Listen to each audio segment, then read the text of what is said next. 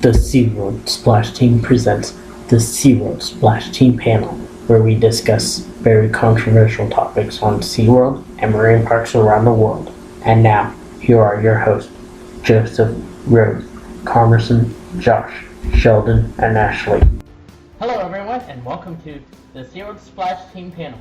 I'm your host, Joseph. Joining us today on this panel are Carmerson. Hello. Josh. Hey. Ashley. Hello. And Sheldon. Hello. So today we have decided to hit on some major topics in the cetacean world. But first, we would love to share each of our SeaWorld stories and how SeaWorld became a part of our lives. So Carmerson, take it away. Okay, well, for one, we are going to be sharing our brief SeaWorld stories, and for those who have heard the podcast before, I'm back! So, I've been out for a little bit. I probably won't go into detail on it, but I'll probably guest star in a few episodes every once in a while, and my artwork is always still sponsoring the podcast. As for the SeaWorld story, I'm going to start it off today with that part. So, my SeaWorld story, as I've told it before, but of course, episode 1 wasn't very good, so so I'm briefly going to just recap. In 1999, I took my first visit to SeaWorld when I was 2 years old in San Diego, and I absolutely loved seeing all the pilot whales, the bottlenose dolphins, belugas, the sea lions, and the sharks, and even especially the killer whales when going, and I grew really attached to it. And then since then, I started to wanting to get even closer to not only to nature, but learning about how zoological parks do these kinds of things to get people inspired to care about nature, which they inspired me to do. And I really did get inspired because I started reading books, like big books for adults with huge words, when I was 3 years old. And I soaked every bit of information I could gather in on animals, especially whales and dolphins, all kinds of animals, and then like how to work a theme park system, which was kind of a recent thing. And since 1999, I've been taking almost 100 visits to SeaWorld San Diego, and I hope to visit the other parks, and I've been able to make a lot of friends, like these special co-hosts here and the host of the podcast as well. And it's been a very special journey, and as well as interacting with whales and dolphins at the parks and really getting closer than ever before. So that is my brief SeaWorld story, and there you go. Thank you, Carmerson. And here is Josh with his brief SeaWorld story. Well, that was actually kind of on time because I just lost my signal, but just got back right on time. But all right, so oh man, where do I begin? I guess first time I went was probably in '03, and like most people who actually know trainers and talk with them all the time, I was mostly inspired just to work with killer whales. Like the fact that we can actually work with animals like that is just amazing, to be honest. So let me see here. Where should I begin? I guess my SeaWorld story would be probably around like 5th or 6th grade when I first went to SeaWorld camp. I started out kind of slow, but then I ended up having to get more into it with camp because I started getting back into it because I used to want to work somewhere else, and I remembered, hey, this place is cooler than I remember. Which, I was kind of having dark ages back then because I didn't really know where I wanted to work, but then a few trips to SeaWorld later, and boom, I just know I gotta work with animals. I mean, I know that it's kind of like my destiny. Sometimes in life, everybody has their destiny. Some people will search all their life to find it, but they never do, and others do. So yeah, that's my story. And here is Sheldon with his SeaWorld story. Take it away. SeaWorld story starts back in 2000. When I was little, my parents always knew that I loved animals. I had a fish tank, 20-gallon, had a bunch of fish in it, and they knew that I had a really good, I love the ocean and stuff. So they took me to SeaWorld, and that's when I first saw like what a dolphin and a killer whale and a walrus at sea might look like. I remember going to see the Shamu Adventure Show, and that was the first time I met Tilikum, the world's largest orca, and that's what really got me so inspired. That like the largest killer whale in captivity lives right here. I had no idea about it until just now, and it was just impressive. It was incredible.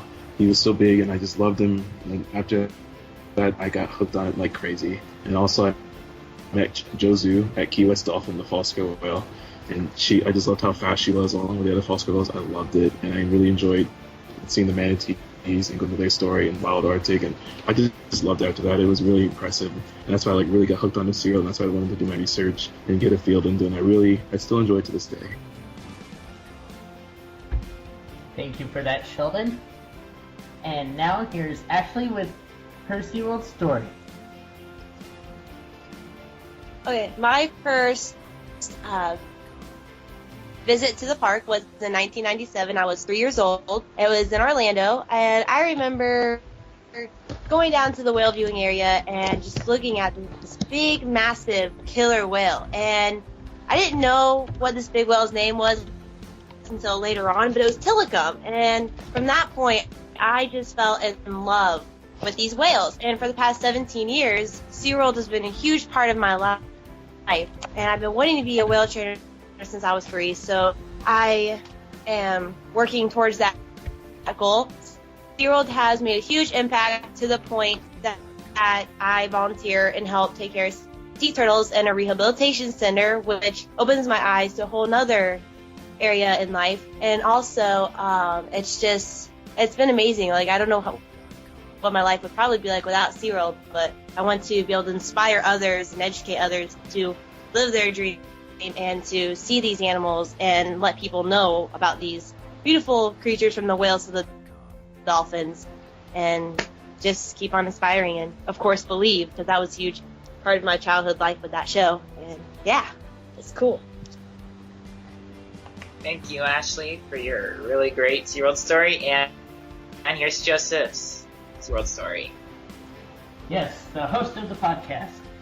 So, my SeaWorld story starts off as a 5-year-old going to the SeaWorld park, being inspired by all the trainers working with these animals and really connecting and inspiring me to pursue a dream in this field.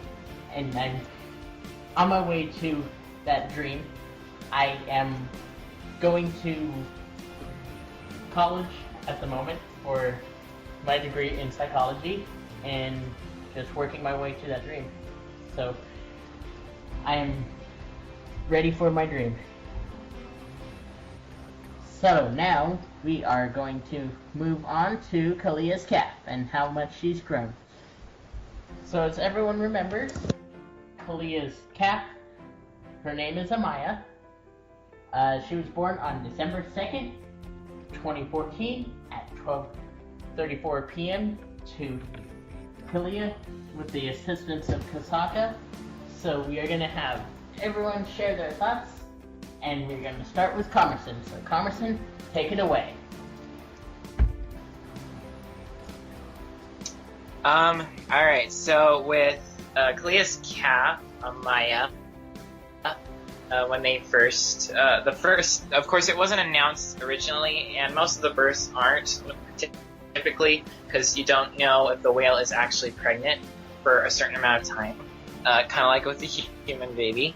But of course, I'd like to say, I'd like to recognize whoever owns the YouTube channel Cetus. I'd like to say thank you for your video of the ultrasound, because I mean that was a very special moment. I mean, I know it seemed like spying on SeaWorld, but it was for the SeaWorld fans because we wanted to know first, even though it kind of went out to the world. But I did think that video was great. We got to see, and the fact that she was pregnant, it was really exciting because we just had Makani born recently, and then the 11th whale. It feels like we're just piling up in San Diego, and it was really, really special. And of course, I was kept debating with a lot of friends and fighting with them because they were all like, "No, Kalia is not pregnant." But you can look on the ultrasound of that video, cetus shot, that there is something in Kalia's womb, and it does look like a whale developing. And I got the call when Kalia gave birth in my house from Joseph, who's also the host here, and he was pretty excited. He loves Kalia a lot, and he was telling me so much, like, "Oh, Kalia gave birth! Oh my gosh! Oh my gosh!" It's like she gave birth at this time, and it was pretty cool and exciting to watch her have a baby. And I mean, and then of course the naming contest was kind of stressful for me. I won't go into full detail, but Kalia's cat Amaya is adorable, and I can't wait to get to meet her. Alright, thank you for that, Comerson. And let's hear Josh's take on Kalia's cat Amaya. Take it away, Josh. But I was actually, I didn't check out any of the videos about the calves. What's it called when they do the, oh man, I can't remember that word. Ultrasound, yeah, that's it. I didn't see the ultrasound. I was just stressed on what everyone was just saying, so I did look it up later, though. I found out I actually was there 2 days before Kalia's calf was born, which is kind of exciting, but I'm like, oh, just 2 days away. Why did school have to start right there? But no, I was rather excited and extravagant, or I hope that's the right word to say. But yeah, no, I was actually rather excited, and we're going to have another whale to add to Blue World, and we're going to have more research to do on these amazing creatures, so I think it's going to be rather good. Thank you, Josh. And now here is Sheldon with his take on Kalia's cat. When I first found out Kalia was pregnant, my first thought in my mind was, who was the father? Which whale, like, was it Tillicum? Was it Key? Was it Ike? I was trying to figure out, like, who was it? And then I found it was Yuli. I'm like, I was trying to think, that's interesting. I didn't know he was like a breeder beside his son and Marineland Antibites. But my other thoughts were, I'm really happy she's having a calf. I mean, she's in the best place possible. She has her mom, obviously. She has Corky, she has Orcus, she has all these other experienced whales around, to be with her, to help her out. And so I figured she was in the best care possible. When I found out it was a little girl, I was like, that was pretty interesting. I was really glad that, this is Kalia's first calf. She's going to have a really good experience, and her mother's going to be there to help her out. It's also going to, help the pod grow and have another young one to raise and make a better future for SeaWorld and give them something to keep their hands busy. And at 11 whales, it's quite an impressive number. But overall, it was a really cool experience, and hopefully she takes part with her mother in shows and participates and grows and becomes a really beautiful young princess like her mother and her grandmother, hopefully. Yes, thank you for that, Sheldon. And now here's Ashley with her take on Kalia's cat. When I found out that Kalia was pregnant, I was really excited, and then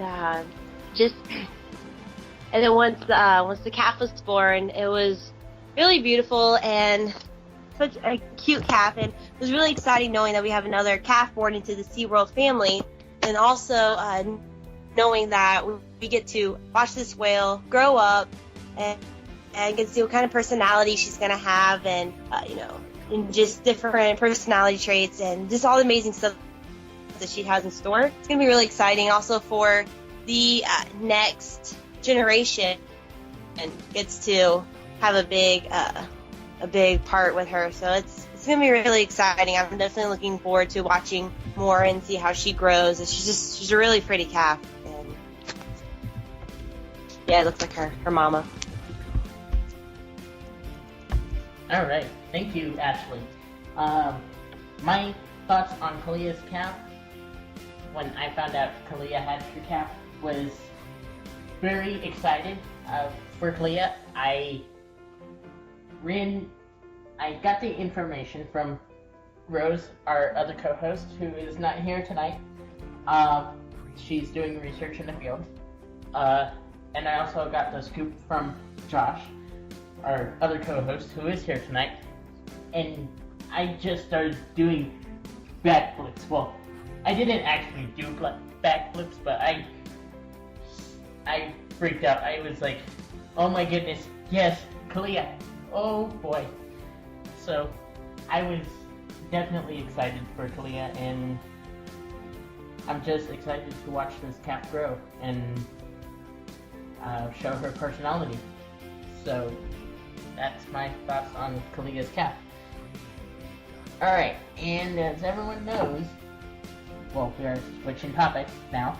As everyone knows, SeaWorld Orlando, well, SeaWorld has released a documentary of their own called SeaWorld's 50 Years of Rescue.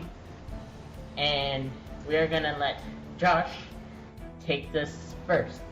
So, Josh, what are your thoughts on SeaWorld's documentary? And what stuck out to you? Well, I thought it was rather good. Why do I keep saying that word? I thought it was great that they did something like this. Lets the public know about what is the rescue program and how much it means to the people and all the animals around them.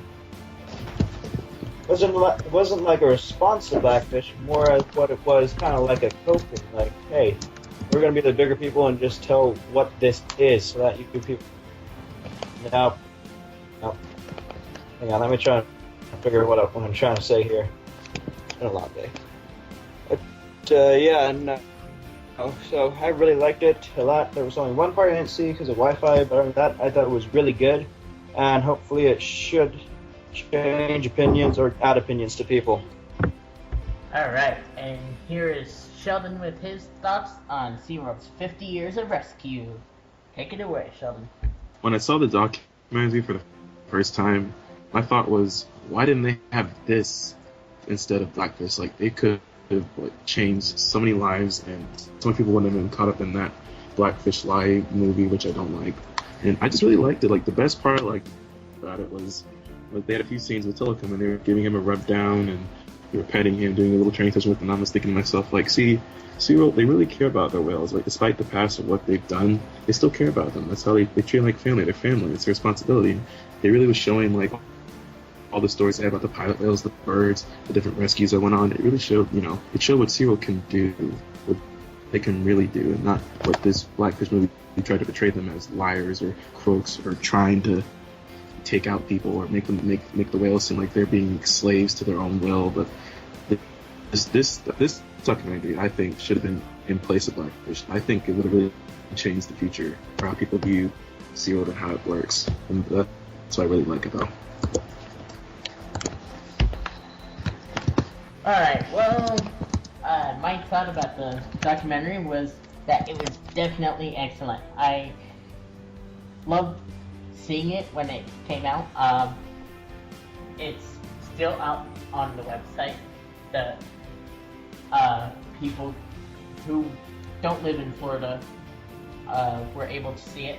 So it's a pretty good documentary. I would recommend it for anyone who has seen Blackfish to get the other side's story. I do not recommend Blackfish, so don't watch Blackfish. Watch SeaWorld's 50 Years of Rescue. That is the best. So definitely watch SeaWorld's 50 Years of Rescue. That one's the best. And here is Comerson with his take on SeaWorld's 50 Years of Rescue. Okay, so when I saw the documentary, I sadly only got to watch half of it because of internet problems. But I got to see the first half, and it was very good. And I love watching. I always love seeing the pilot whales on television, whether they're from San Diego or Orlando, especially in Sea Rescue. But then I also enjoyed the Jade story being retold again, along with some of the other rescues, such as the sea lion issues that happen at SeaWorld San Diego, which I've seen several times. We see when you're in San Diego, you see their trucks going out all the time when they have like a sea lion emergency that's kind of going on around the whole state of Southern California. And the the fact is, even though SeaWorld is a mega marine theme park like Chimelong Ocean Kingdom, they do much more than that, and they want to do much more than that, like a lot of other zoos and aquariums. And this is a very good thing to have in a zoological park, to have conservation, donation to conservation, but also have a theme park look is actually a good thing too, because that gets you creative in your shows and attractions to inspire people to care about animals in any way that they choose to.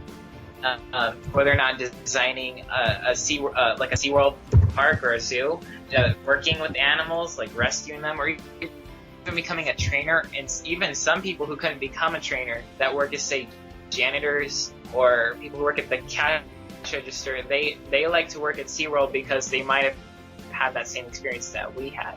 And the SeaWorld documentary really highlights this very thoroughly, and it's very good. Alright, and here is my take on and here is Ashley's take on this documentary that SeaWorld has made. I really enjoyed and loved the documentary.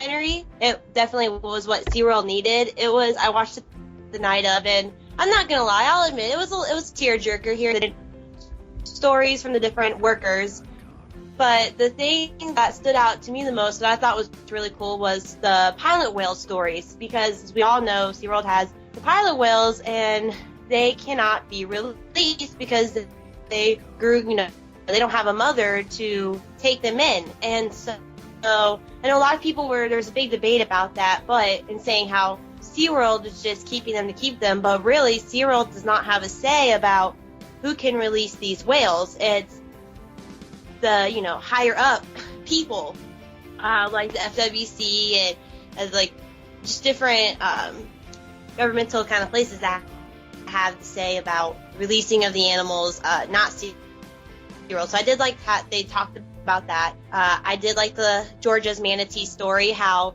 if SeaWorld was not here to take her in, she wouldn't had kids and now grandkids. So it was just a really good film. I just really enjoyed it. It's better than Blackfish, obviously. Alright, and with that said, here comes Blackfish debate. So we are gonna get Josh's take on the Blackfish debate and how he thinks SeaWorld is recovering from it. Take it away, Josh. Alright. So, the Blackfish debate is still hot. I think SeaWorld's already pretty much beaten Blackfish. I mean, when it came out, they could have done a little bit more to stop it. And, what they did try to do and what they're advertising, and you'll have all those people who don't like SeaWorld saying, oh, well, they just, look how much money they spent compared to us. Well, they only spend that much money because there's more stuff to do than just advertising. There's also more things like, I guess, international stuff would also be needed to do. But anyways, another thing about Blackfish is anti-caps. You guys need to stop using Blackfish as a crutch, okay? Everybody who's gonna see Blackfish has already seen it. You can't just say, oh, pro cap, watch Blackfish. Poof! There you go, instant anti-cap. That's not how this works. I just find it boring. It's not that it bashes SeaWorld. Well, it is sort of, but I mean, I literally can't watch it completely. I had to just change the channel and watch SpongeBob before I got... It's like Josh's signal went out just now. So let's have Sheldon go ahead and take the seat right now while Josh tries to get his signal back. Sorry about this, folks. Go ahead, Sheldon. Well, what's it? Again, folks, we apologize. But my take on Blackfish is I was worried. And the reason I was worried was because I was worried people were going to get the wrong information and they'll start thinking all these negative things, start doing their research and getting the facts right. Because we all know that Blackfish leaves a lot of key things out and has a lot of misleading information that can lead people that are naive and aren't thinking straight to pretty much believe anything they hear on the internet or the websites or anything on TV. So when I watched Blackfish and I watched the movies, and I watched the whole documentary, I was thinking, like, what was this woman thinking when she made this film? Like, was she trying to accomplish anything or make things worse, or did she even know the consequences from her actions or what was going to happen? But I don't know. The point is, it's a movie, it's a documentary that you can watch it and you can see all the flaws, all the mistakes. I obviously did not like it. However, when I did watch it, I did see some things that were like interesting. I'm like, okay, whatever led her to do this, or why did she use this or make this lie, and it just made me wonder. But overall, I was just very concerned that the wrong people are going to watch this, and people were going to start believing this stuff that isn't real because they believe anything on TV or what their friends say some important idol or famous person believes in, and unfortunately, the wrong idea about celebrities sent out to these people who have no idea anything about it. That's why I thought it was made. Like, it shouldn't have been made. It should have had at least the facts in there. That way, it had an open discussion, not just one-sided negative. If it had more positive and negative, I would have been, more tolerant of it. But overall, not a good movie. Too many misleading facts, and unfortunately, some people now believe very wrongly about SeaWorld, and I think it's been a very unfortunate disaster in somewhat of a way. But it's unfortunate that people now believe that this thing is true, and it's not. Otherwise, it's kind of very sad. Alright, and now that we have Josh back, Josh, do you have anything else you want to say about the Blackfish debate? SpongeBob better, Blackfish sucks. Alright, thank you, Josh. And now, my take on Blackfish debate. Where do I begin? Let's just say, I do not recommend Blackfish. I believe SeaWorld is recovering from this. They do have the stronger upper hand over Blackfish. Blackfish, you really need to... Blackfish just really needs to go. Gabriella Copperweight, you seriously need to rethink your sources. So yeah, that's my... that is my take on this Blackfish debate. So now here's Comerson with his thoughts on Blackfish debate. Okay, so Blackfish, for one, let me just say, Blackfish is a big pile of porpoise poop. For one, this movie, I honestly was a bit nervous on how this was going to go when the movie was released. At first, I didn't think people would believe it, but it turns out it was a lot more popular than I thought it would be. And then that got me a little bit anxious on like knowing what is going to happen now that this movie came out. And I got every time I'm like on the computer, I'm like, are things going to get worse? Are things going to get better and stuff? And I mean, it was very nerve-wracking, especially. And not just for me, for everyone else. But even though SeaWorld, I wish they would have done a whole lot more immediately to defend themselves, but apparently they probably didn't think of it as a huge deal until things started to get a little bit worse with like the orca bill in California. That's when they really started to fight. And I'm glad that they did, even though they were a little bit late on it. But now it seems as if things are starting to look up better now. But I will say this, it's not over. This fight's probably going to continue on for a very long time. So I'm just going to say, just keep faith and praying that they do good. Thank you, Comerson. And here is Ashley with her thoughts on the Blackfish debate. My thoughts on Blackfish. It's definitely a biased film with a whole bunch of lies. My thing is, I felt like it was disrespectful towards the trainer that we all know and loved watching growing up. I definitely felt like that right there was just kind of I mean, we all thought, I mean, my first thoughts about this film was at first when I found out it was going to be about the whales and a little bit about Dawn. And I thought it was going to be a good film until I started watching the trailer a little more. And then once it came out, seeing the big effect that it did, realized obviously it was not a good film. I do think SeaWorld I felt like they kind of kept it on the down low for a little bit. I think once this film came out, but then they started fighting, and I loved how they broke down the film. Or basically they're fighting, like you said. It's gonna be a fight for a while.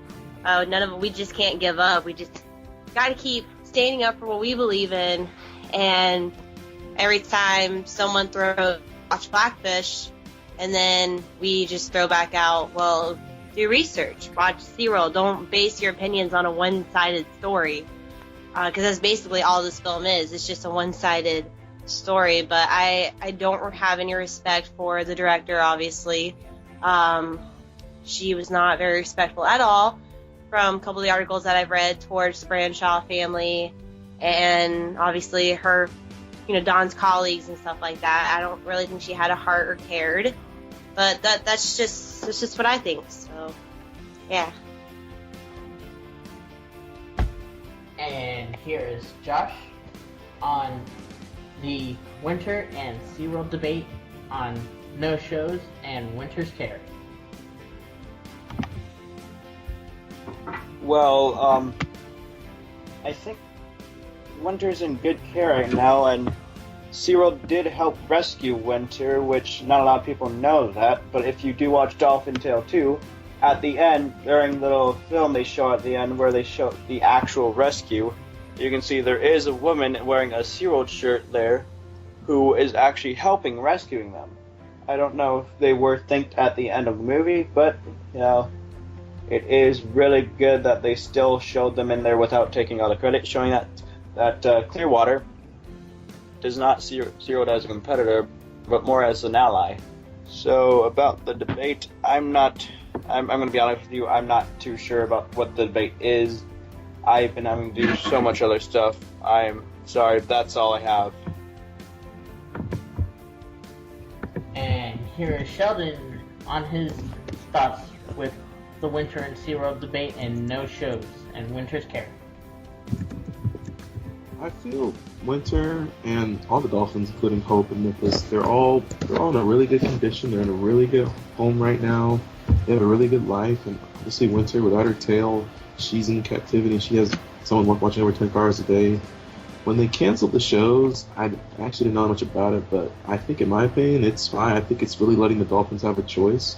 They're giving the Dolphins a choice or time to do what they want to do, and it's more about them, and that's what I thought was really cool about it. So I think everything for now is going pretty well for them. I think it's going great. Thank you, Sheldon.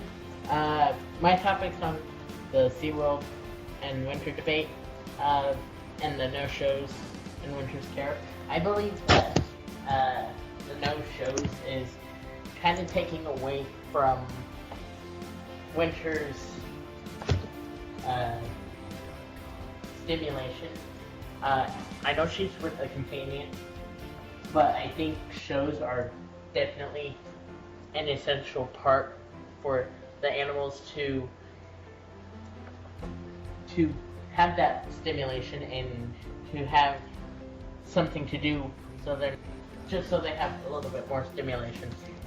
But other than that, I feel that Winter is in good care, and that's my thought on this. So, Comerson, what are your thoughts? Alright, so for with Winter and the SeaWorld debate, of course, a lot of anti-caps are always worshipping Colorado Marine Aquarium for Winter's rescue, and yeah, they're responsible for most of it, but you also have to give credit to some of the other facilities like Harbor Branch Oceanographic Institute that helped in it, and then the Florida Wildlife Commission, and especially SeaWorld of Orlando, because and then some anti-caps will say, prove it. Well, guess what? If you go watch Dolphin Tale, the first one, and then you watch the real footage at the very end of the movie of Winter's Real Rescue, look at what some of the rescuers are wearing. One of them is wearing a SeaWorld Orlando shirt, rescue team shirt, and of course they were involved with it. Now, with the fact that apparently not everyone knows exactly what this debate is about because it hasn't been going around as much, but as what this debate is that Clearwater Marine Aquarium, when it opens this new aquarium and in downtown Clearwater, is not going to be doing dolphin shows anymore or training sessions. And it's going to get rid of them altogether. And honestly, this is a stupid idea. And they're not the first aquarium to actually consider this. The National Aquarium considered it as well.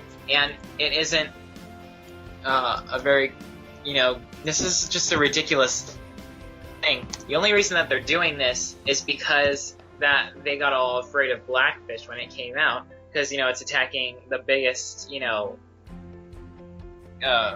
marine theme park industry, and it kind of just ties in with it. And then Clearwater Marine Aquarium was also scared because they're a small aquarium and they had issues before trying to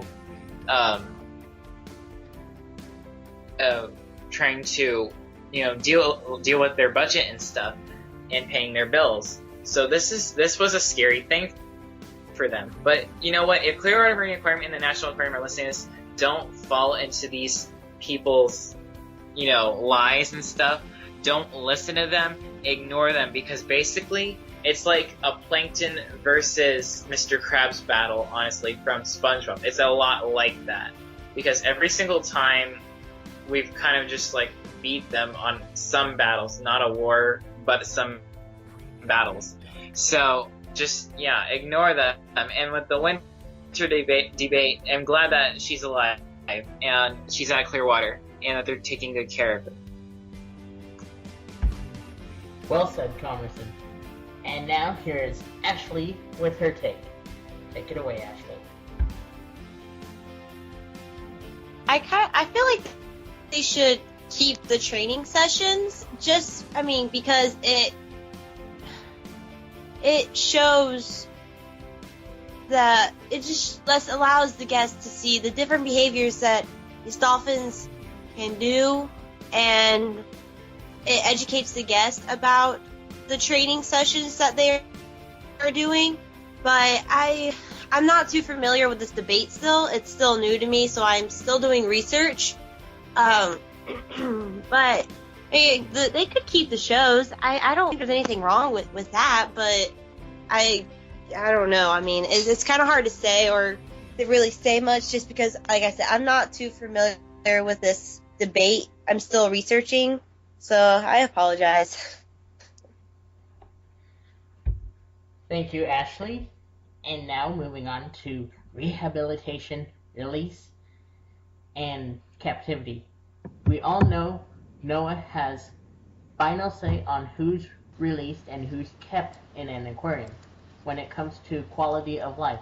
For example, Winter or Lolita being put in a sea pen. So Josh, what are your thoughts on this? My thoughts on rehabilitation and release from captivity and wild. If they're wild and if they're from it, I believe they'll be able to make it fine. If you have 5 whales from the wild and you have 5 and 2 of them are let me rephrase that. If you have 5 whales, right, and 2 of them are from the wild, 3 other whales I believe would have to stay in captivity for the rest of their life, because they were born in captivity. That's where they were born. They won't know the skills because they were born here. They're going to learn the skills they need to survive here. But the ones that were born in the wild, I believe it might take a vigorous time of rehabilitation, but I believe that they will be able to make it fine in the wild after quite a long time. So now then, putting Loretta in a sea pen, I don't really know if that would do much, because there have been people who will go and just cut the wires and releasing the animals. Now, where that might be good to some people, we don't know how that's going to behave. She'll just be off on her own and probably end up dying because, as you know, killer whales need to be in a pod. You can't just release one single whale into a sea pen because that's not how this stuff works. It needs to be released with a bunch of whales from its own pod. That way it can socialize and have more ability. If they were to expand the tank, that'd be much better, because she would have more space and she wouldn't feel so cramped, I believe. Now, there are dolphins, I believe, there, right? Yes. Okay, I'm gonna take this, right? Yes, there are. There are some whites. Yeah, so I believe that, I don't know if she gets along with them well or not, but if she does, then that would be like trying to just removing her from a kind of a, cheap pod where they still are able to communicate, but you're taking her from where she is now, which, although it is cramped, it's one of the places she knows the best, and you're putting her into a place where she's probably never even been to in that area. You're releasing her. She would probably get more stressed. She is in the area because she wouldn't know what to do. So what are you guys' thoughts on it? Alright, Sheldon, your thoughts on this whole release and rehabilitation and sea pens? My thought on the sea pens for Lolita and Corky and like Shamek it's just not a good idea. There's just too many risk factors to take into consideration. Like, if they get caught in the nets, they could drown and no one's there. They could have a pollution or oil spill, and that oil could come in and harm them. It could ingest dangerous chemicals. Different ocean currents of bacteria can get in their system. They may not like the change or the move. It's a long way up from near in Florida all the way up to the north, near Iceland. It's quite a long trip for an orca that's been in captivity outside. Also, you got to take into factor that they haven't seen the ocean in years, and many of the orcas in captivity haven't seen the ocean either ever in their lives or in years, and they may not know how to react to it. They might get scared, have issues. Things can happen, like aggression, fear, and they might stop eating.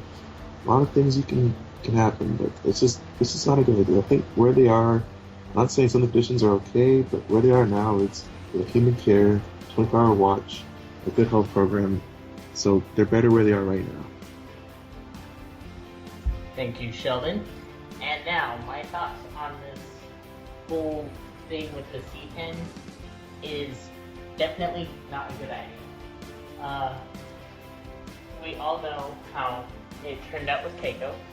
Not really successful. Now, to those who think Keiko's release was successful, it was not. I suggest picking up Killing Keiko, and plus, if we did release Lolita, it would just be another book called Killing Lolita, but it would be titled Killing Lolita. So we do not want to go down that path again and see another whale lose its life in the wild.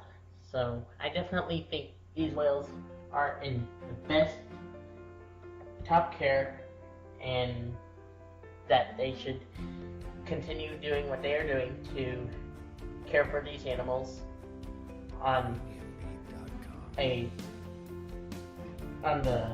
note that they are doing it. So keep up the good work, SeaWorld. You are very, very amazing. And now, Commerson's thoughts. With Lolita being put into a sea pen or being released in the wild, I'm going to say, are you nuts? Well, for one, yeah, that sounds, yeah, if you're laughing, go ahead and laugh. But, with that phrase, but seriously, with Lolita's being released into the wild, hello, we already released Keiko, and Niantic has proclaimed that to be successful. Well, for one, yeah, he died of ammonia in the wild, but what happened before that?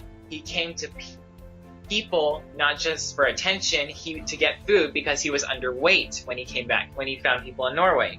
So they let him stay in the ocean, but of course he was starving himself to death, and then that's when he died of ammonia.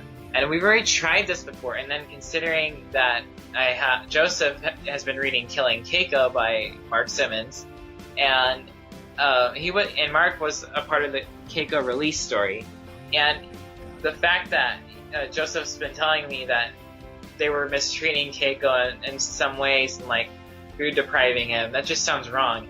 And if we repeat, and history does repeat itself, but we do not want it to be repetitive on this particular thing or with other whales and dolphins, because then that is pretty much making them suffer.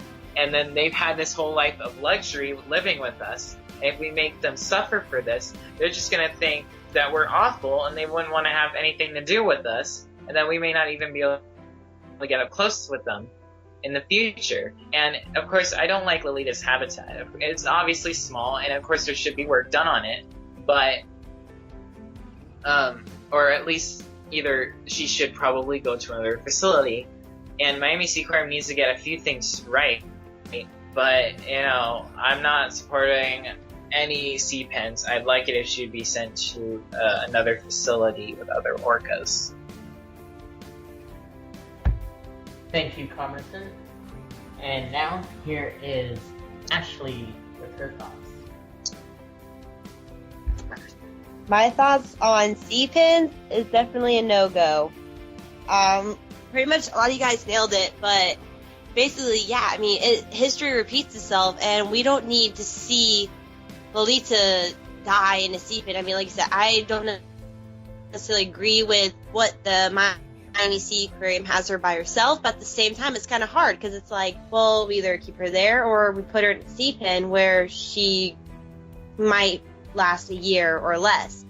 And these animals, they do depend on human care, and when you put them in a sea pen, they're not going to get that daily medical checkup done and their feedings, and they're going to be alone in the sea pen or with other whales. And I mean, they're already in captivity, so I take them out and put them in a bigger captivity. They can't really go very far.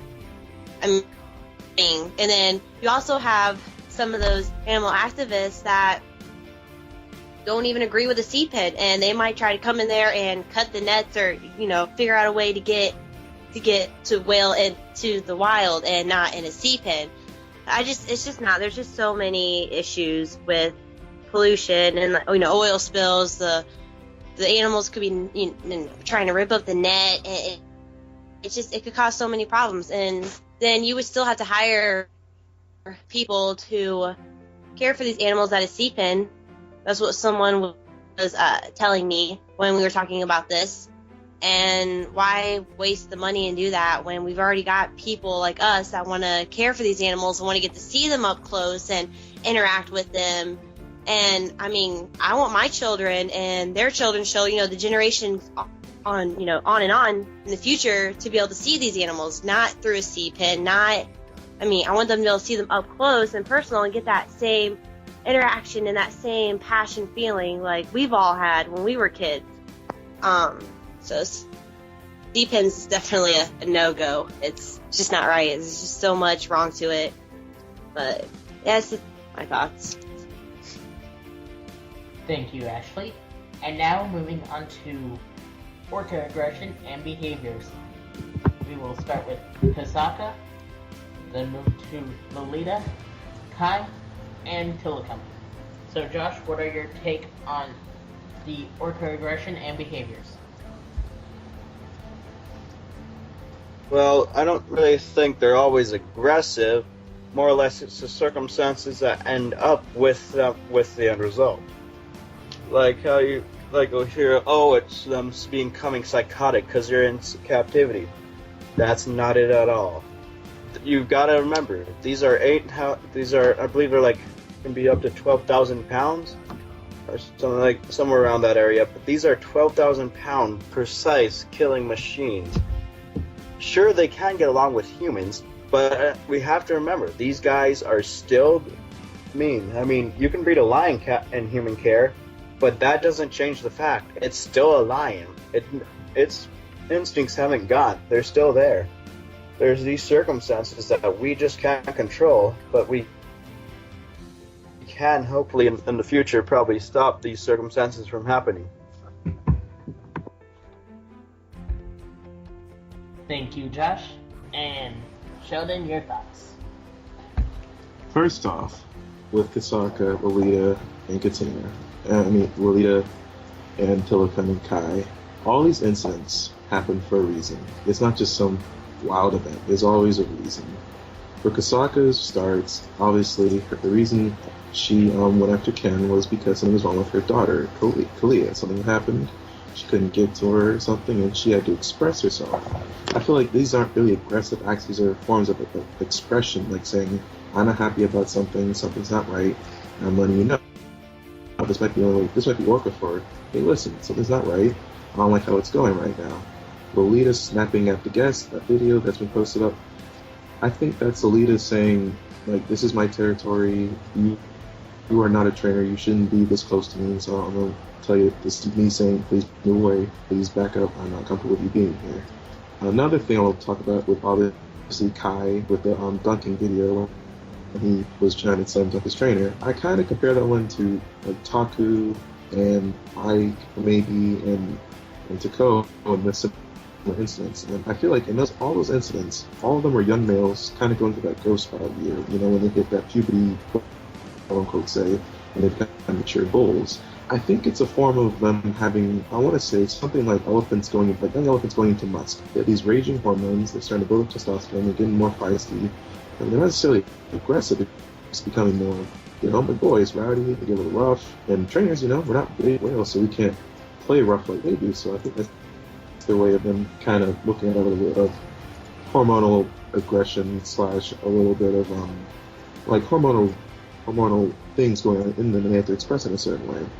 Now with Telecom and the incident with Dawn, this is an interesting thing I was thinking about. When Telecom grabbed Dawn during that day, we all know all the whales were off that day. The show had to be canceled, as there's a video on YouTube. I don't know who the owner was.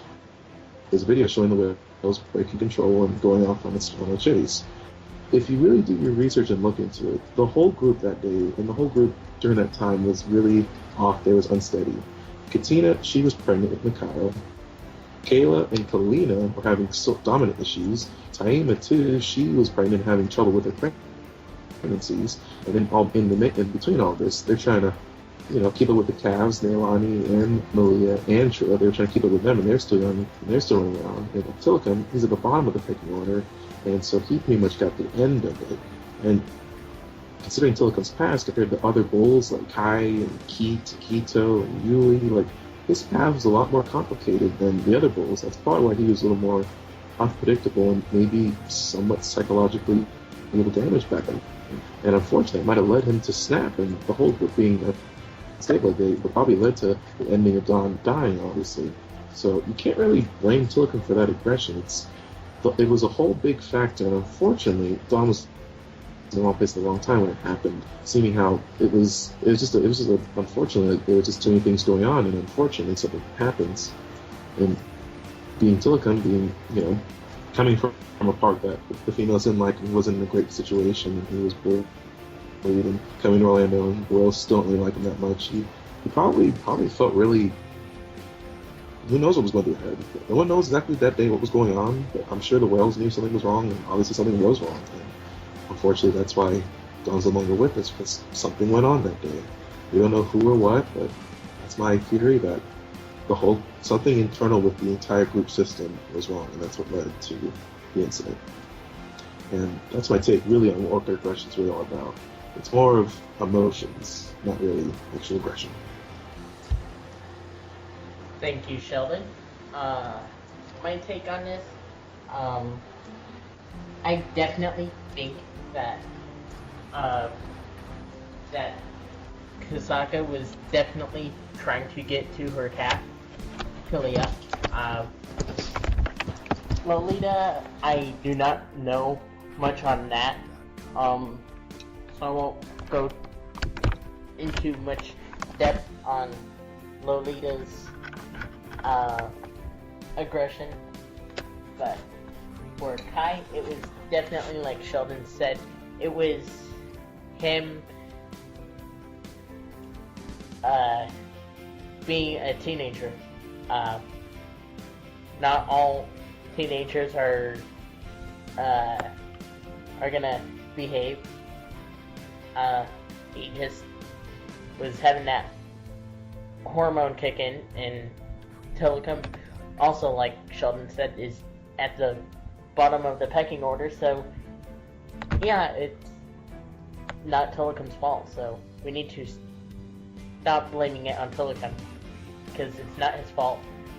And so yeah, that's my thoughts on the orca aggression. So, Carmison, what are your thoughts?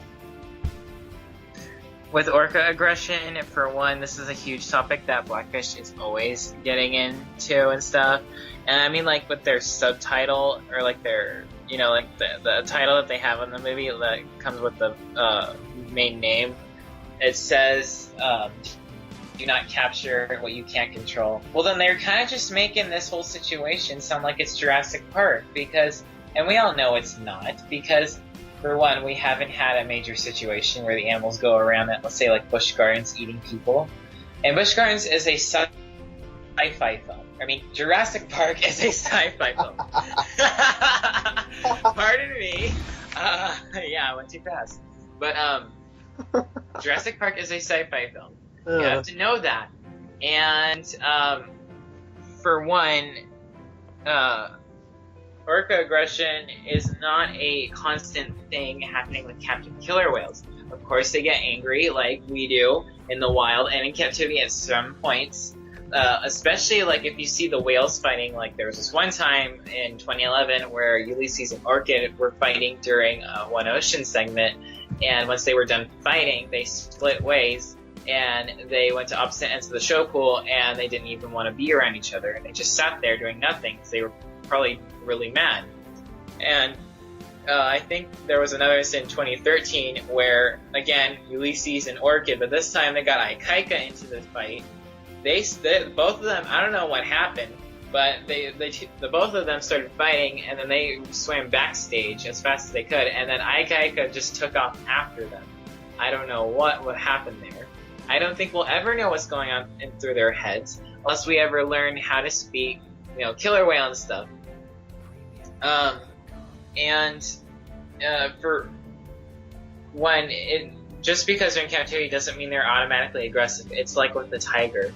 There are certain things that'll tick a particular animal off depending if they have a particular issues with things around them. If they're like more sensitive to specific actions that happen, and they can become really fragile to that.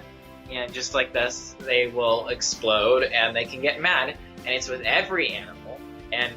But it's like with reptiles, it's more common there because they have they're cold-blooded.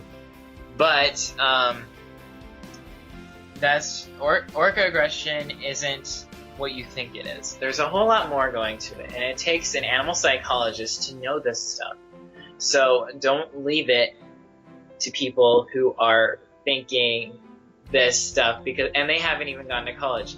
Trust an expert. I mean, a real expert who's done animal psychology. And I'm not saying Lori Marino, because I don't think she honestly is a full expert. I think she's just giving her opinion half the time. So in fact, the SeaWorld killer whale trainers are, one of their requirements is one of their preferred subjects in college to do is animal psychology. So you can go ask a trainer. And that is my take on orca aggression. Thank you. And now here is Ashley with her thoughts on orca aggression. Yeah, a lot of you guys nailed it, but they are wild animals. And just like in the wild, they're going to do the same exact thing they would do there in captivity. So it's nothing different. Like, these people are saying, like, oh, it's because they're in captivity, they're aggressive. No, they're not. It's just, they're wild animals. What do you expect? Kind of sounds like they're a lot like humans. Like, when we get mad at each other, they get mad at each other. So it seems pretty normal. I mean, I'm majoring in psychology right now, so I'm really excited when I get to the point to where we dive deeper into this kind of stuff, because I would love to know about the animal psychology and the behaviors and just different stuff like that. But really, the only aggressive that I know familiar with would be Tillicum, and I think he was just off that day when that incident happened with Dawn.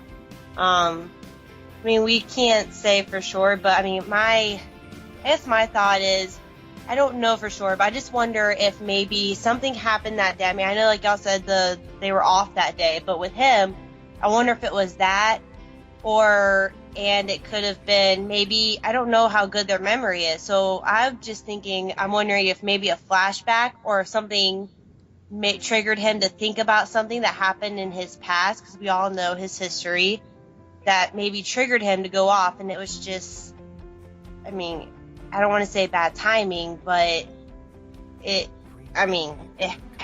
happens. Stuff, accidents, stuff. I'm not saying it's just stuff happens. Accidents happen. I mean, it's neither one's fault. I mean, you're dealing with a wild animal, so it's just, yeah, it's kind of a hard subject to talk about for me anyways, but yeah, I'm sorry I'm not being so clear right now. It's a very hard topic to talk about right now, at least. Not a problem, Ashley. Alright. And now, Taiji captured Russia and China. Ashley won't be speaking in this one because she's still doing research on it, but she will do the best that she can.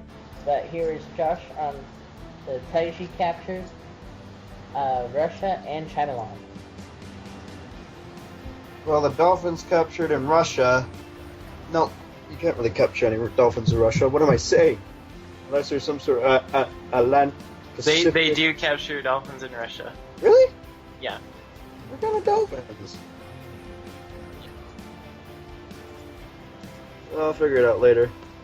But anyways, the ones in Russia, we can't really touch that stuff or tell them to stop because that's out of our country's lines. That would be like trying to tell Mexico, hey, you're part of Spain, even though they've already not been part of Spain for a while. You can't really do that because there's already other stuff in place.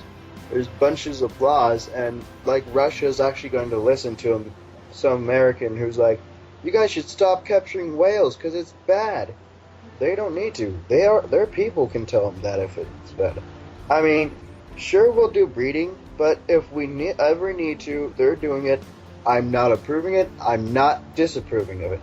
I'm feeling mutual on their subject. Now, about Taiji. I would prefer if Taiji tried to fix their standards a little. Shortening the season, trying to make it to where not that much stuff gets killed. Where if it is part of their culture, I can understand. But the world's evolving, and if they're going to keep on one tradition and not evolve, this is not going to be good for them. Eventually, something could happen. And I don't know what that something is, but already you've seen the people from Whale Wars. They're already giving them a hard time. Who knows how long it'll take before they're faced with more stuff. Back to you, Joseph. Alright, on to Sheldon on the Taiji captured Russia and China.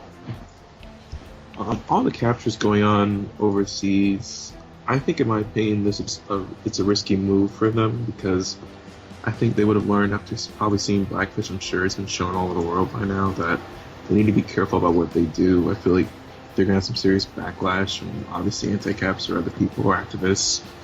I don't know too much about it, but I do know this. I just feel it's a risky thing. They're kind of risking being really prejudiced and attacked by negative people. And I get some serious disagreements and arguments coming up front of it. So it's just something I think they're going to deal with later. Thank you, Sheldon. And my thoughts on the Taiji captures Russia and China. I definitely don't think Taiji is in the right for what they are doing. It's definitely risky. And I'm pretty sure that they have seen Blackfish and that they are aware, but they aren't doing anything about it. My thoughts on Russia and China for the killer whales, I think that it's definitely going to help us with breeding, but I don't think the Taiji capture should be happening. I'm not in favor of capturing. I I'm in favor of breeding because breeding is more efficient. So, Comerson, what are your thoughts? With the Taji drive, for one, it's disgusting, and along with a lot of whaling that happens around the world. And Taji is no exception because they are capturing the animals for aquariums constantly. And that brings back a lot of bad memories. And I know Japan is the world's biggest marine theme park and aquarium for cetaceans in the world. It's the capital of it. And I know that they have a great interest in these animals, but eating them, for one, is disgusting. And that's probably that's even worse than capturing them. And then, honestly, they need to stop catching the dolphins and just breed them in captivity. And eventually, if they can release the ones that were just recently captured, then do that. And then as for the Russian killer whales, I've been really up to date with that stuff. The Russian orcas, most of them, I think, are not eligible to be reintroduced into the wild now because they've been in captivity for too long. And I'm not an expert, but I think that pretty much that a killer whale that was captured, they would probably start getting rid of their wild instincts by living from 6 to 9 or even a few months or to a whole year in captivity. But for most of the whales, like Narnia, who's been in captivity for 2 years, it's too late for her. And the ones that are captured like in May and July in Russia, it's probably too late for them. And I know that Russia and China have a great interest in killer whales now, but they could have just asked for a breeding loan from SeaWorld or from Marineland Advertise France. I mean, they didn't have to do that. They didn't have to catch these whales from the wild. And I know that they want to get guests inspired to care about these animals, and they want to learn more, and that's a good thing. But catching these whales isn't always the answer to everything. So, for one, I mean, the captures are stupid, but whatever. But now that the whales have been in captivity for too long, we might as well just take care of them and do whatever we want, I guess, as long as it's good. And I just hope that they'll have good lives and we have the best care as possible. Okay. And Ashley, what are your thoughts?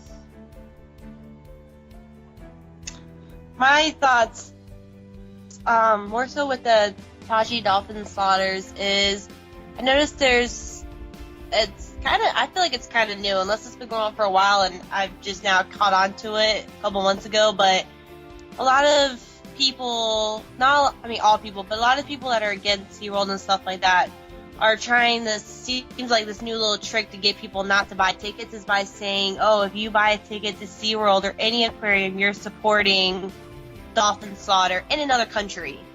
And we have nothing to do with that. I mean, SeaWorld is not, they're against dolphin slaughter. We have dolphins at SeaWorld and they're Atlantic bottlenose dolphins, so I don't really understand why people keep saying that, oh, buy a ticket, it goes towards dolphin slaughter, when really you buy a ticket to SeaWorld, it goes towards conservation and research funding to help animals and keep them in the best care as possible, and towards conservation in the ocean and not dolphin slaughters. Why would it just doesn't make sense. Like, why would SeaWorld want to? I don't understand why people think that SeaWorld wants to be a part of a dolphin slaughter when they own or have animals. That's just my short little thought about it. That a lot of people are throwing that out there, and it's just not true. Thank you, Ashley. And now we are going to talk about the Blue World Project. Let's see. Yeah, Project Blue World. Sea pens, or details versus sea pens, pros and cons. Moving Lolita versus Shuka's SeaWorld move. And Keiko's rehabilitation, long-term care, and age of release. So, Josh, what is your take on Blue World?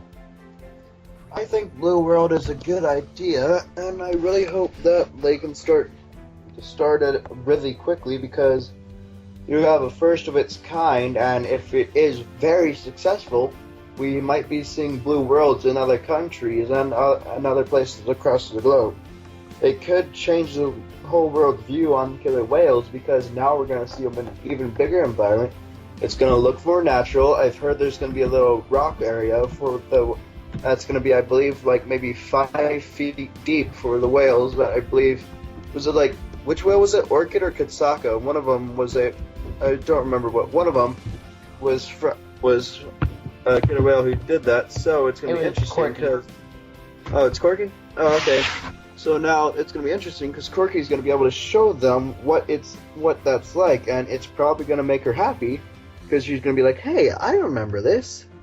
And then you have I'm pretty sure Makani and Amaya are going to act like they're high because I mean, you're going to see them just everywhere. They're going to be like, "What's this do? What's this do? What's this do? What's this? What's this? I can swim without moving." That was a water treadmill, anyways. But I'm pretty sure Makani and Amaya are going to just be thrilled and be so ecstatic when they find Blue World because you got basically it'd be like letting 2 kids out on their own at Disneyland and they just giving them limited spending. So yeah, I believe the other whales are going to like it as well.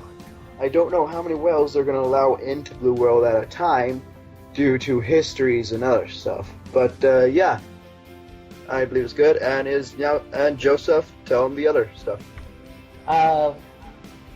What are your thoughts on moving Lolita versus Shuka's move to SeaWorld? Any thoughts on that, Josh? I actually cannot give you any thoughts on that because I have not researched that yet. Okay. So Sheldon, your thoughts on Blue World? The Blue Whale Project, this is what I think. Honestly, I feel like we're watching history in the making. This is like the first of its kind for killer whales in the entire world, and killer whales in captivity in the entire world. This is a first. This is like pretty much watching a presidential election all over again. And I feel everyone at SeaWorld is going to really benefit from this.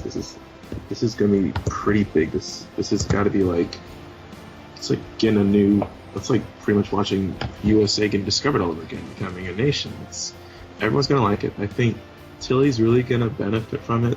I think also we could open up an opportunity for other whales, say Kiska, Lolita, Shamek, to actually be able to come to SeaWorld and there actually be room for them to come. That way they won't have to live in the conditions they live in right now, and also gives SeaWorld a chance to have all the whales have plenty of room to swim around, let things be natural. Like Josh said, the pebbles, I know Corky probably knows that, and that's something I really enjoy about Wild Orcas is the pebble rubbing stations they go to. So I think this is a section, this is going to give the killer whale something pretty much that they would get in the wild, but in a setting that's controlled, it's safe, they're going to be alright, and people are going to be experiencing something they can't normally experience from whale watching, though, because I don't know if you guys have done whale watching, it's difficult to get close to a whale or dolphin. Despite the size, they are quick, they can go under the water, you won't see them, and I'm pretty sure they won't do any spectacular leaps for you or stand still for a picture. So this is going to be, I think this is going to be something really interesting. I'm really excited about it, and I really hope it's going to go well. As for Keiko and that release, obviously I think Keiko was, I don't know, it's kind of complicated. I feel there were too many factors that were ignored and weren't really thought out about it. I think some more preparations could have been done about that. Some different preparations, more time, more discipline with the people working there, and more seriousness on how people used it and how they dealt with the situation. Alright. Thank you, Sheldon. My thoughts on Blue World. Boy, am I excited.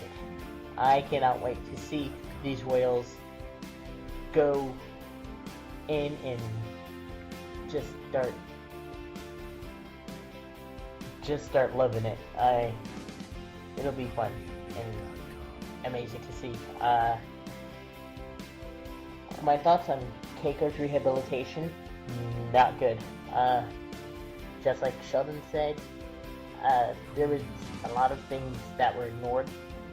I'm not going to go into too much detail, but they should have done better with Keiko and the rehabilitation. As for Lolita's / Shuka's move to SeaWorld, I think it's awesome that Shuka is with her own kind now. And she gets to be with other killer whales and act like a killer whale. So it's definitely good for Lolita to be with her own kind, or not Lolita, I mean Shuka to be with her own kind. And I hope Lolita gets moved to SeaWorld, hopefully. Carmerson, your thoughts on Blue World? Let me just say for Blue World, the day that was announced, I got my wisdom teeth pulled, so I was getting those shots injected into my mouth. All I could think about was Blue World, so that was a good sign. When Blue World came out, I was rather impressed with their efforts. I was astonished on how tall the viewing windows will be. They will be 40 feet tall, and you're looking up and you see killer whales looking down at you or swimming through kelp forests and coastlines that mimic their natural environment, and that just sounds so spectacular. It's like, why couldn't we have done something like this before? And now that we're learning about new details about Blue World, such as the trainers are going to be, when the trainers are going to be doing training sessions with the whales, they're going to be hidden in underwater viewing windows at a guest site, so you won't be able to see them from above or below the water. And they will be giving them cues, and they'll also be using the underwater tone system to train the whales, and they'll look like the whales are performing behaviors on their own like they would in the wild. And then the water treadmill that Josh mentioned, that's a special invention which they could have invented earlier, but they did it now, and this is a great addition to it. Good luck, Chanel. And then with also the new educational techniques and new technologies that'll be used for it, it's going to be very spectacular. I cannot wait for Blue World, and it's really frustrating that for Orlando and San Diego that we are going to be having to wait 3 years prior for the project to be done, for those who want to interact with killer whales and for those who do. I have friends who do, and I do it myself. For the interacting with killer whales in the glass is our favorite thing, but we're gonna have to wait a while, so just be patient. Hang in there, baby. For that new project to be done, and I can't wait. Oh my gosh. And with Shuka being transported to SeaWorld San Diego, that was a surprise to me back in 2012 when it happened. And it was great to see that she came in, and I was really excited to see her.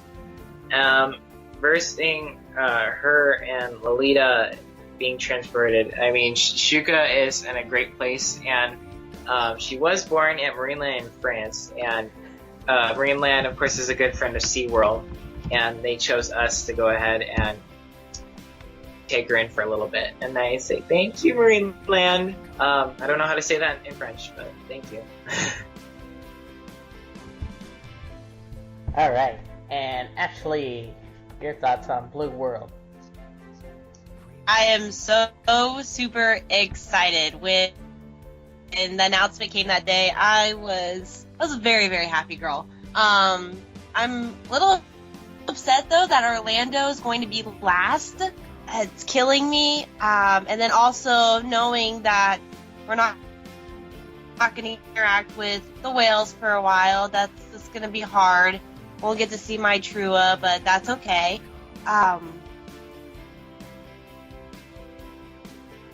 But I was just told that we were going to be last, so I don't know if that's true or not. They said Orlando was the last and San Diego was first.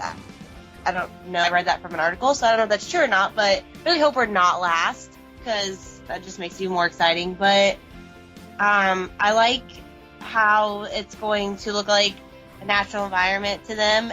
I'm really excited to see, and I'm going to be very curious to see how the whales take it in. Like Josh said, they're probably going to be like very curious, wondering what's this do, what's this, and what's that, just looking around. But I'm very excited. This is something that is needed. It's something that's been worked on for a long time, before Blackfish came out.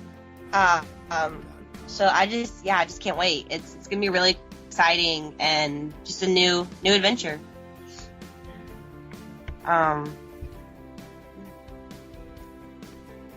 Alright, and now getting into the fun stuff, overseas expansions. So, let's hear Comerson on international expansion. Take it away. Okay, well, I have been doing a huge amount of research on the international expansion. For those who don't even know what that means, international means outside of our country or the country you live in, and of course you probably know what expansion means. This is SeaWorld Parks and Entertainment's international expansion. You can call it the global expansion if you will.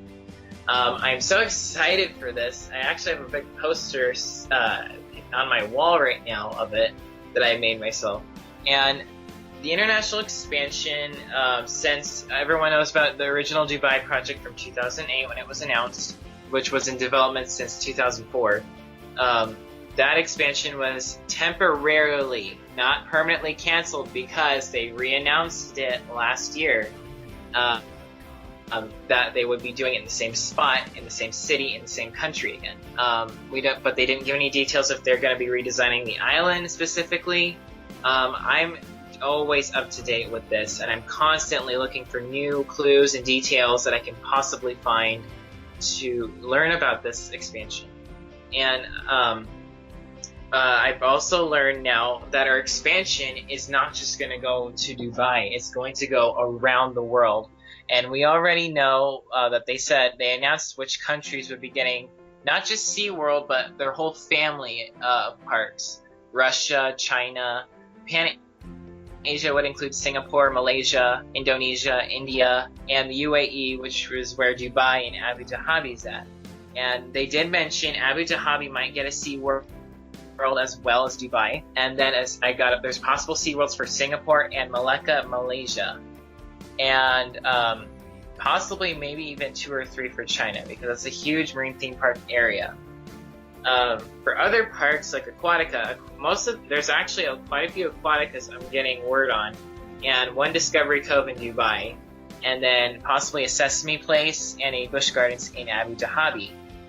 And the international expansion is going to be spectacular, and I hope to visit every single one of those parks in the future when I get older, along with my friends here who are co-hosting. I'd like to invite them someday to come with me and we can all take a trip around the world. But real quick before I finish up on this topic, one of the biggest topics that I get questioned about with a lot of people is that they're afraid that the favorite killers are going to be transported to another park. Well, yeah. I mean, you can't argue with that theory because it's happened before. Let's say Laurel Parque, because that's the best example we have for this. Laurel Parque transported 4 of our whales out of our parks, SeaWorld. And of course they're going to do this for international expansion, but it's not going to just happen all of a sudden. It's going to happen gradually when we have more whales and stuff in our facilities. So you don't have to worry. And if you are scared that your whales are going to leave, well, I know the feeling about that. I'm sorry, it might happen. It's a good chance. But trust me, it's like they'll just be going over there for 10 minutes and they'll come back someday to, be a part of our SeaWorld family here in the States again. And you don't need to get scared. It's all right. We'll get through it. Hang in there, baby. But be excited for SeaWorld because this is a huge opportunity for them to be invited to other countries and expand. Thank you, Comerson. Josh, what are your thoughts on this? I'm excited for it. I can't wait for it. Sheldon, your thoughts? My thoughts, I'm really excited. I'm hoping for something new, exciting, new whales, new dolphins, maybe new generations of orcas. Obviously I'm a little worried that the whales are going to be, some whales might be leaving, but if it's like a parent with their child going to college, you'll see them again. But otherwise, overall, good thoughts, positive thoughts, hopefully for something new, something interesting on the way there. Thank you, Sheldon. I'm very excited for the international expansion and cannot wait to see what's in store. Ashley, your thoughts? I'm excited to see what's in store. Excuse me. It'll be interesting and exciting. I am a little worried about the animals, but I mean, it's just a little bit of worry. I just and they've got the best care and best plans possible. So yeah, it's gonna be really exciting and interesting. Alright, and now we are coming to our final topic, folks. So, our final topic is on SeaWorld and Orca Conservation Project, which includes drones and whales. So, while we wait for Josh to regain his signal, Sheldon, what are your thoughts? I think this is a really big step, and it's showing how far SeaWorld's come and what actual research is really going to go into wild killer whales. And I think it's really going to show the people, give them like a really good inside look into killer whale life, more than what SeaWorld offers as, during the shows every day. So I think this is going to be cool. I'm really interested in going to use the drones. Maybe they might find out something completely new. Maybe discover different languages, how to interpret languages, or maybe something useful they can use back in captivity or in the wild, or explain some hidden mysteries. Why do certain whales do this? Why are there different types of killer whales like transients offshores and residents? Might discover a whole new entire orca type, maybe even a new species. We don't know, but it's definitely going to be a helpful tool. It's going to be useful, and here's something I hope they would do. I hope maybe they would use the drones and take their footage and maybe play it on like a SeaWorld website or a podcast or the TV Sea Rescue, and maybe do a cool special on that, or wild orca research, and that'd be cool, and also show the anti-cabs that, hey, SeaWorld is taking into research. They're not just, making circus animals out of killer whales. No, that's not what they're doing. So I'm excited, looking forward to it. Maybe they can use this for Animal Planet, National Geographic, who knows, but something positive. Otherwise, very good. Alright, Josh, what are your thoughts for the Orca Conservation Project and the drones? I actually have not heard about the drones yet. Can you fill me in on them really quick? Basically, they are using drones to study the whales out in the wild and see the whales from an aerial point of view. Alright, well that sounds actually really interesting. I'd love to see how that's going to happen. So is this owned by SeaWorld or is this owned by somebody else? It is owned by SeaWorld. Oh, it is? Oh, great. So now that everyone knows what it is, especially the viewers, who I didn't even know what it is till I heard about it now. But anyways, this is actually sounds really interesting because now we're not just having to take out research boats and go 7 months out to just study killer whales to publish 5 minutes of research. No, we're actually going to do really good, and we're going to get information that everyone's going to use. And oh my gosh, it's almost been 2 hours. Wow, your turn, Joseph. Alright.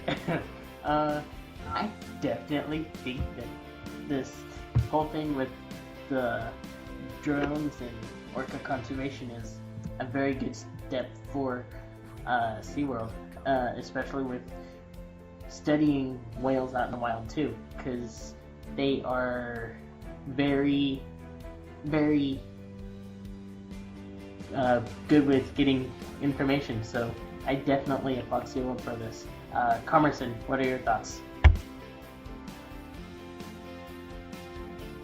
Well, with the Orca Conservation, the Blue World Project, that was funding $10 million of research and conservation of killer whales in the Pacific Northwest, and the whales over in that area where Corky and Lolita are from are suffering right now, probably very greatly compared to their counterparts around the world, and using drones to get footage of whales, and that sounds great. And in fact, Vancouver Aquarium has succeeded on that, and they actually got footage of killer male orcas headbutting, which is a behavior pilot whales do when fighting.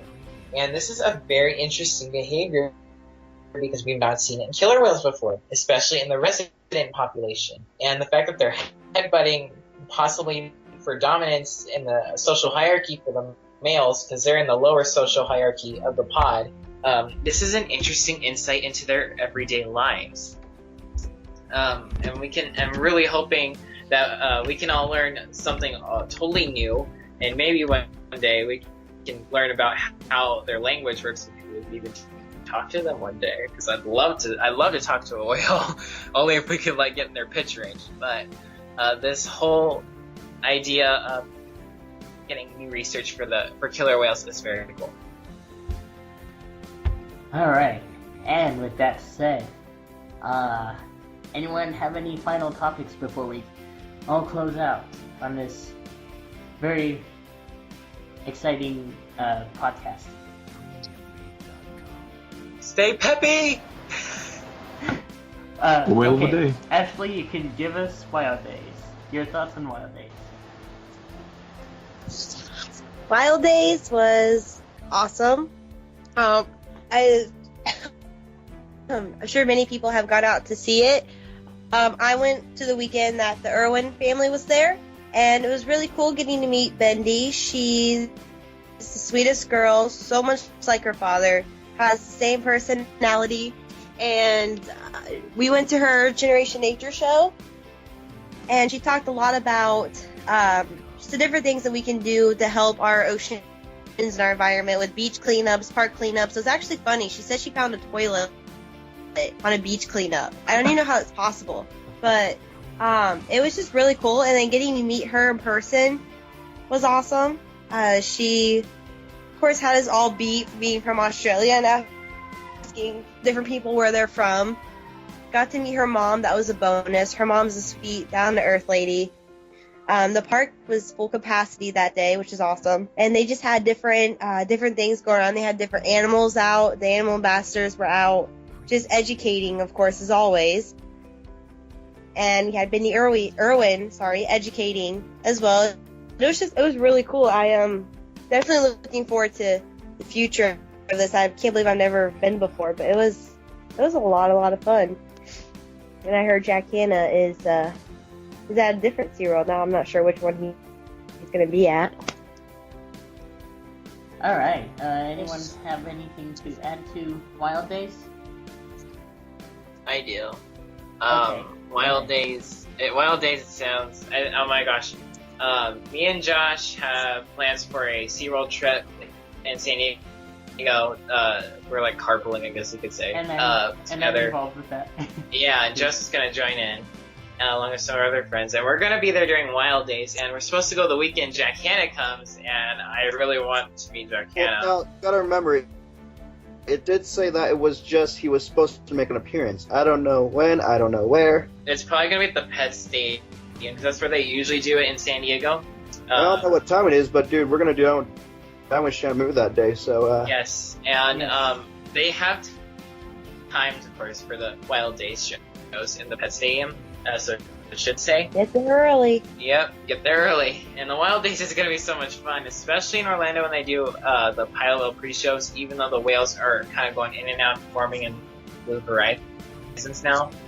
It's still good to do pre-shows and get guests, knowing about like what is their story. And even on Sea Rescue it makes it better. And it's fun! Well, don't you guys worry about having to go there early. I'm a world-class sprinter. I'll get us. No, I'm just lying. I can just run fast. What's with the Irwin show? Up on my shoulder. All right. With the Bendy Irwin show, had we not had our VIPs, we could not have. So it's definitely something you want to get there early for if anyone's going to Wild Days out there. Yeah, we'll definitely get there early. All right. So as we close this podcast, we just want to say thank you for listening. We know it's a long podcast, but this was a special podcast. So we hope you tune in for the next podcast to come. And from all of us here on the Splash team, we thank everyone for joining us. And Carmerson, what would you like to say? You can run, but I'll still be in your nightmares. Bye. Sheldon? For all you out there, never stop believing and have a whale of the day wherever you are in this great blue world. Josh? Oh, I really want to go last. Okay. Ashley? Yeah, just have an awesome day, and remember, keep on believing and accomplish your dreams in life. We believe. Yes, we believe. Okay, and Josh. Hey, what about you, Joseph? Okay, until next time, splash you later. Alright, now I can do it. Okay. Remember, find your story, and once you find it, never let go of it. And also, we'll see you next time in the Soak Zone. Remember, if you want to share any of your favorite SeaWorld stories or memories, please call or text the SeaWorld Splash team 407-900-5309. Once again, that is 407-900-5309. Or email us at SeaWorldSplashTeam@gmail.com. Thank you, and we'll splash you later.